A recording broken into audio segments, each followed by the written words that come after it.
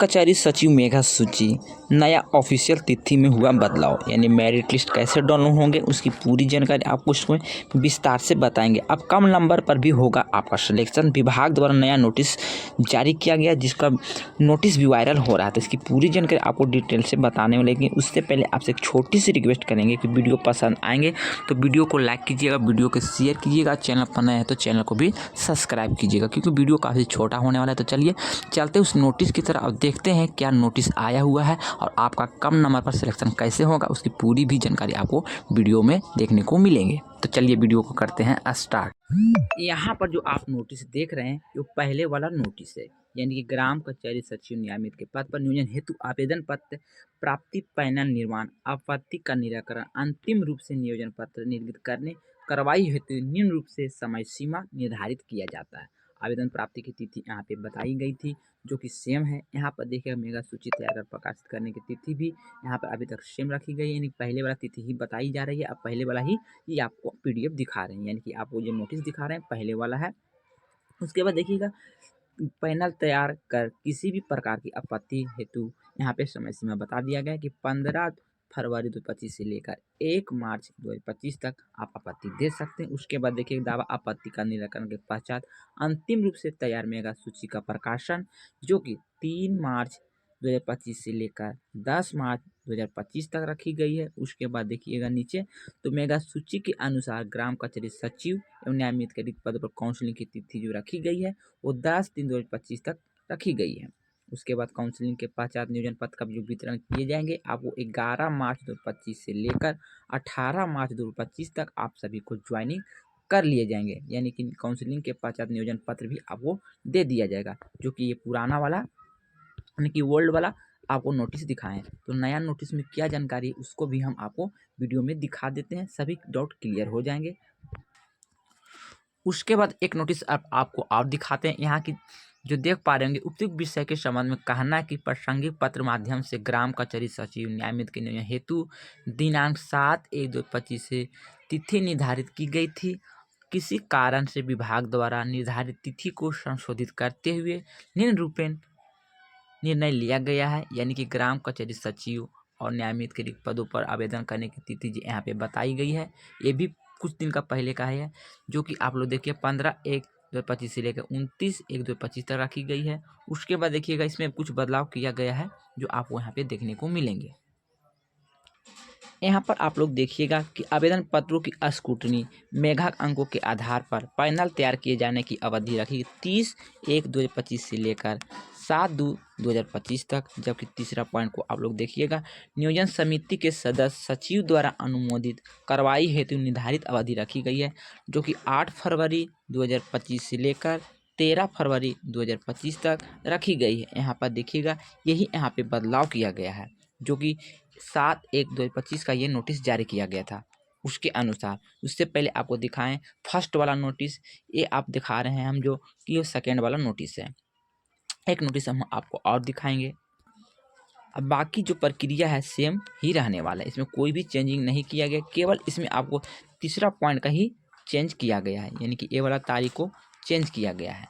बाकी जो भी प्रक्रिया है रिजल्ट से संबंधित आपका जो प्रकाशित करने की बातें कही गई है और आपत्ति करने की बातें जो कही गई है वो सेम डेट में रहेंगे, इसमें कोई भी छेड़छाड़ नहीं किया गया है।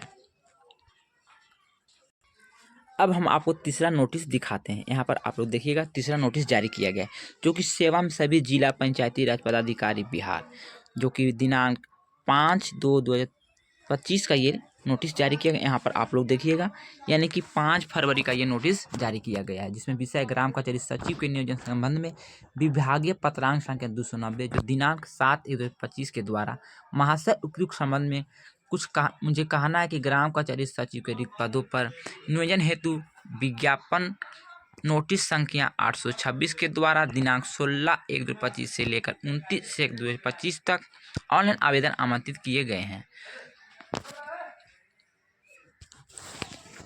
साथ ही प्रासंगिक पत्र के माध्यम से नियोजन संबंधित निर्धारित तिथि सभी जिला को संशोधित किया गया है, यानी कि उल्लेखनीय है कि विभागीय पत्रांक संख्या 2057 दिनांक 4 फरवरी 2025 द्वारा सभी प्रखंड में लॉगिन आईडी एवं पासवर्ड उपलब्ध करा दिया गया है।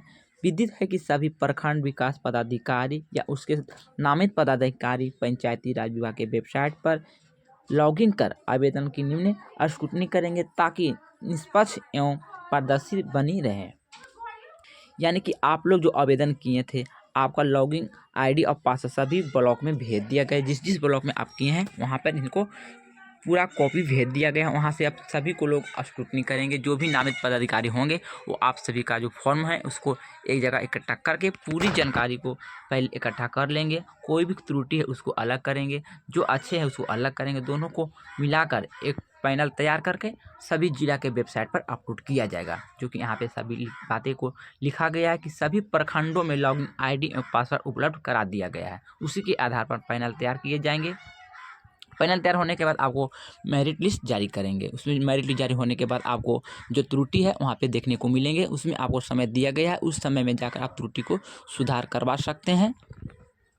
उसके नीचे आइएगा तो तीसरा पॉइंट में देखिए, ग्राम कचहरी सचिव के स्तर पर यानी ग्राम कचहरी सचिव नियोजन समिति को दिनांक 8 फरवरी 2025 को प्रखंड कार्यालय में उपस्थित रहने हेतु अपने स्तर से निर्देशित करना सुनिश्चित करेंगे। यानी ग्राम कचहरी स्तर पर गठित ग्राम कचहरी नियोजन समिति को 8 फरवरी 2025 को प्रखंड कार्यालय में उपस्थित रहने के लिए बातें कही गई है। नियोजन समिति के सक्षम ऑनलाइन पोर्टल पर प्राप्त आवेदन के आधार पर तैयार ऑनलाइन मेगा सूची के मिलान कर यह सुनिश्चित करेंगे कि अभ्यर्थी द्वारा अपलोड की गई सभी शैक्षणिक प्रमाण पत्र के आधार पर मेगा सूची सही है। अगर मेगा सूची गलत है तो उसे सही करेंगे एवं किसी अभ्यर्थी को अस्वीकृत करने की पूर्व में अस्वीकृत करेंगे। अस्वीकृत के कारणों का स्पष्ट उल्लेख पोर्टल पर अंकित किया जाएगा। इसके लिए विज्ञापन दिए गए सभी निर्देशों को अनुपालन किया जाएगा। तो देखिए यहाँ पर आप लोग सभी गौर से देखिएगा।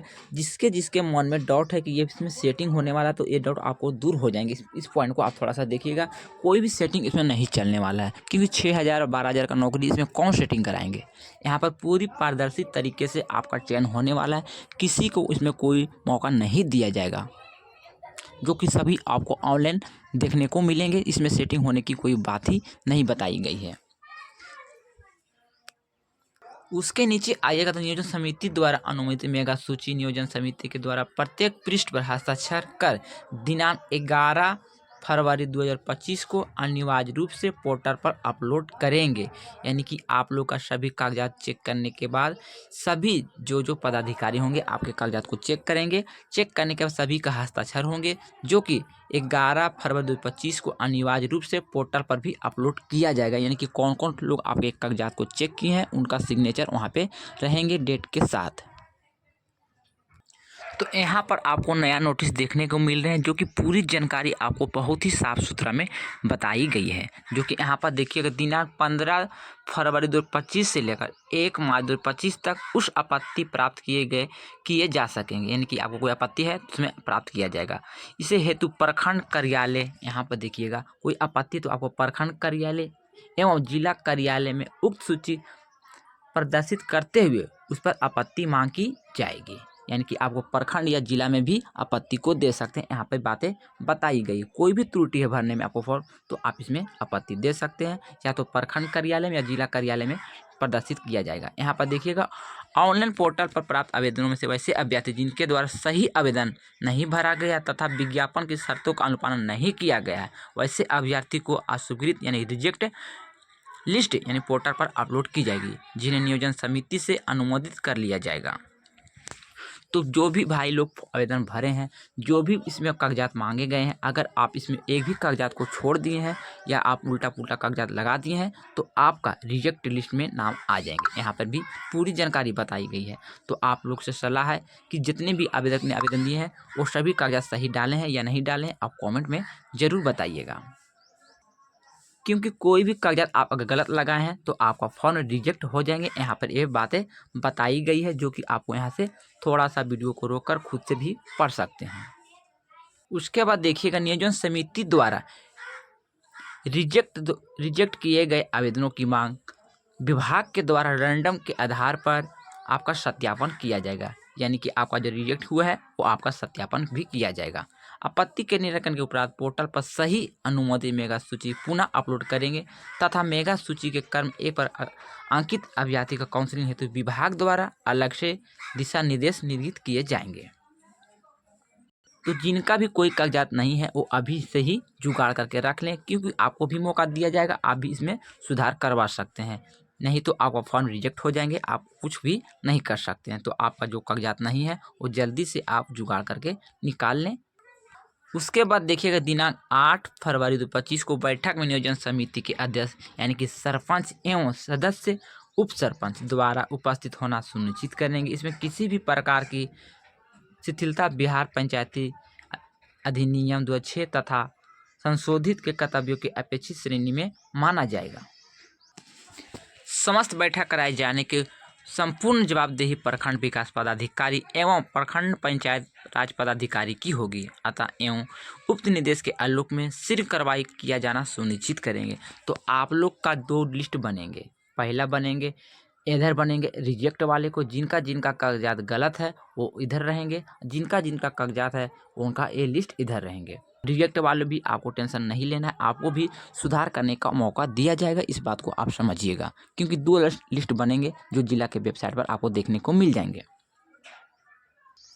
यहाँ पर देखिएगा मेगा सूची का निर्धारण इस प्रकार से होंगे, यानी ग्राम कचहरी सचिव के पद पर चयन हेतु न्यूनतम शैक्षणिक योग्यता इंटरमीडिएट मांगी गई है, जो कि आपको उत्तीर्ण होना चाहिए, जो राज्य सरकार द्वारा घोषित समकक्ष अहर्ता के मेगा अंकों के आधार पर एक पैनल तैयार किया जाएगा। यहाँ पर आपको देखने होंगे कि स्नातक डिग्री धारकों का 10% अंकों का वोटेज दिया जाएगा, जबकि स्नातकोत्तर के लिए 20% अंकों का वोटेज दिया जाएगा।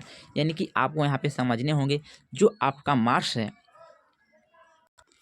यानी आपका इंटरमीडिएट में 70% मार्क्स है, अगर आपने स्नातक किए हैं, अगर आप फर्स्ट डिवीज़न से हैं या सेकेंड डिवीज़न से हैं, तो आपको 10 अंक नहीं मिलने वाले, इस बात को समझिएगा। आपको 10 अंक नहीं दिया जाएगा, इसमें लिखा गया कि 10% दिया जाएगा, यानी कि स्नातक के लिए 10%, यानी जितना आप मार्क्स होगा उसका 10% आपको दिया जाएगा। तो इसका 10% आपको निकालने होंगे। तो आपका इंटरमीडिएट में 70 है, उसके बाद आपने स्नातक किए हैं, तो आपका अगर 60% मार्क्स है तो आपको 10% इसमें जोड़ा जाएगा, तो आपको 10% से निकालने होंगे। तो यहाँ पर देखिएगा, आपको 10% निकालने के लिए आपको 6 अंक और इसमें जोड़ा जाएगा, यानी कि 70 अच्छे 76 अंक आपको हो जाएंगे टोटल।